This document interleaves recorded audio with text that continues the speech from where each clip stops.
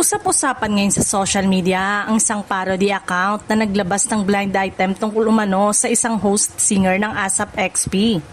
Ayon sa naturang post, may umano'y favoritism sa programa at pinalala pa ito ng aligasyong madalas daw na lasing ang naturang personalidad kapag dumarating sa rehearsal. Idinagdag pa sa paratang na nahuli raw ito sa rehearsal at nagkakamali pa umano sa pagkanta ng lyrics.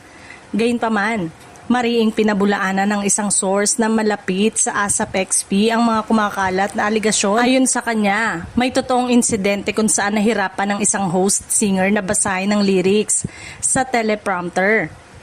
Ngunit wala umano itong kinalaman sa pag-inom ng alak. Ipinaliwanag ng source na ang nangyari ay dulot ng isang matagal nang iniindang kondisyon sa kalusugan ng naturang host singer. Sa katunayan, nag-collapse pa umano ito sa isang pagkakataon dahil sa naturang health issue, kaya hindi makatarungang sabihing lasing ito habang nasa trabaho. Dagdag pa ng source, kung ang personalidad na tinutukoy sa blind item ang pinag-uusapan, malinaw umanong walang katotohanan ang paratang. Hinimok din ito ang publiko na alamin muna ang buong kwento bago agad maniwala sa mga kumakalat na haka-haka sa social media. Ayon pa sa mga nakakakilala sa host singer, matagal na itong kinakaharap ang kanyang kondisyon sa kalusugan.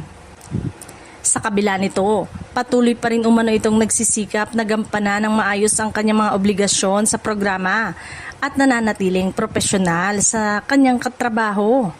Sa ngayon, wala pang opisyal na pahayag mula sa kampo ng host singer o ng pamunuan ng ASAP XP tungkol sa isyong ito.